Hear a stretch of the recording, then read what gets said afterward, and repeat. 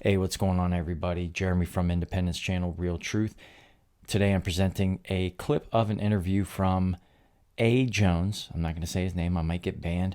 And a guy named Alan Watt, who is into symbolism and uncovering and giving to the public information regarding the control structure. So I'll share the clip with you, see if you can determine whether or not what they said back in November of 2011 when this interview took place relates in any way to what's going on today. I'll leave it at that.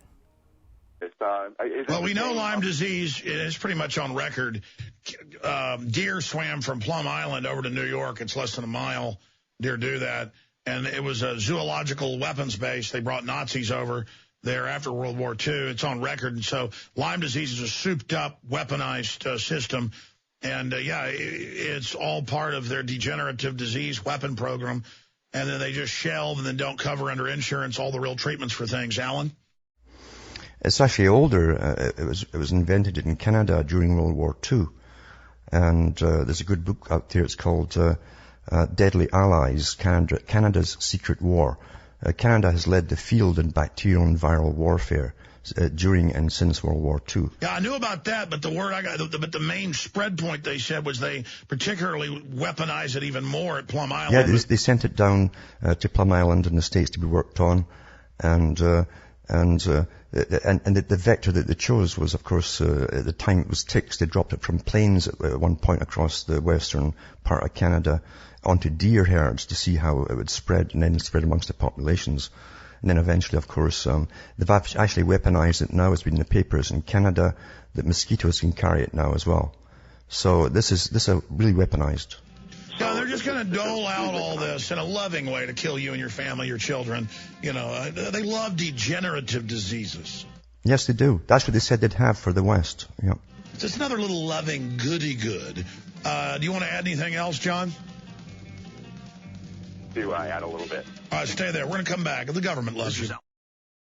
Okay, finishing up, John, on the loving Lyme's disease, which you can go research, is a bioweapon, and it's just all part of the nastiness of the globalist. Do either of you guys know if there's like a correlation between chronic wasting disease and Lyme disease? Is that sort of the same condition, or? Yeah, there's all sorts of little carrier weapons they can put into ticks. And other systems. And now Bill Gates has said they're releasing the mosquitoes that are genetically engineered. They'll put whatever they want in them, and they're going to give it to you. And that's the way it is, because he's smiling and dances around, and we're all trained. If it's an authority figure, they can kill us. And that's just how it works. You know, They want to control the hinterland so that, any rebels that are gathering will just die of some kind of disease because they've been infected. It's even more than that. You're on the right track, though. We had a big scare here a few years ago where I am. At the whole northern area, and they tried to say that not just Lyme's disease, but also the various other diseases spread by mosquitoes was on the way, and they had everybody terrified. People were wearing full jackets of the mesh, the mosquito mesh.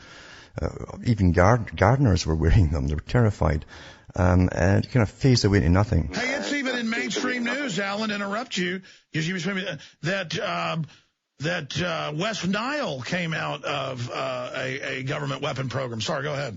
Yeah, and that kind of fizzled away, that one, and terrified people too. But you start to get the impression it's just not safe to live in the country anymore. And of course, what they'll do, and what they have been doing, is say, well, we can actually spray and keep down the mosquitoes around cities, but we can, of course, spray outside of the cities, etc., etc. So everything now is to get everyone off of the rural areas. That's all part of the big agenda written in lots of different programs, into the big cities for the communitarian lifestyle. So we're going to be watched, tracked, and traced. It's much cheaper for them to watch us when we're all collectively stuck together and crammed together. And by the way, it's all on record that our government, other governments, sterilizing people, killing foster children, pesticides. Half the native kids they get their hands on die in Canada, mainstream news, and biological, chemical, radiological, injecting people with syphilis, polio. I mean, the governments have been caught thousands of times doing this, radiating little children. And people are like, but it's the government. Don't be anti-government. Love your psychopaths. Hand your guns in. They want to help you. The troops need to use DU, which kills them, but it takes 20 years. Be patriotic. Let the troops be killed by the government. Mm-hmm. And remember, too, that you're quite right. We're under... See, people keep asking me all the time, when is this all going to start? I say, well, it's already started. Since the 50s onwards, the cancer rates have just massively exploded. There's no panic about it, by the way. When there's no panic about it, that means it's under their control. They're behind it all, the big boys.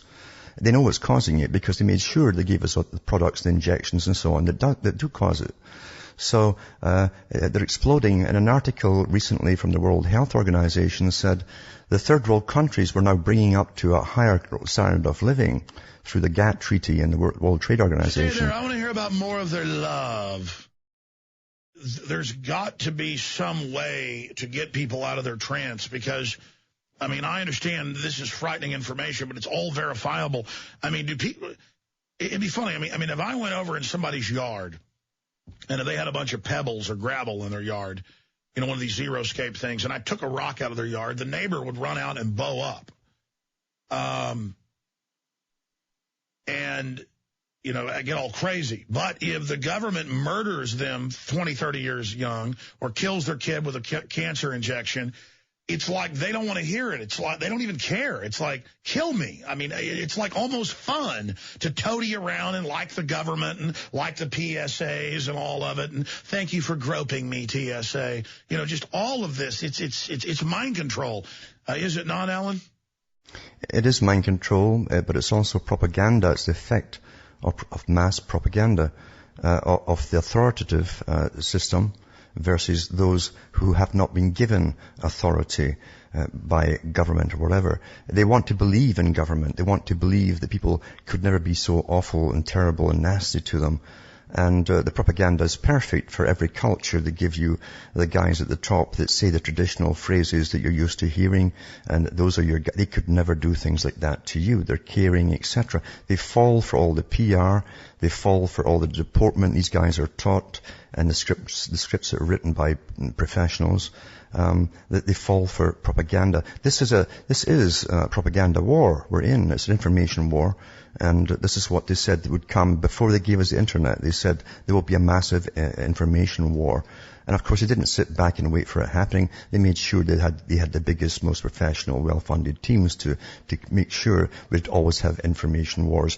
Even on the other side, too, there's been fakes over the years who've come out on the Patriot side, and later we find out, like Bo Greitz, that they're actually still working for the government.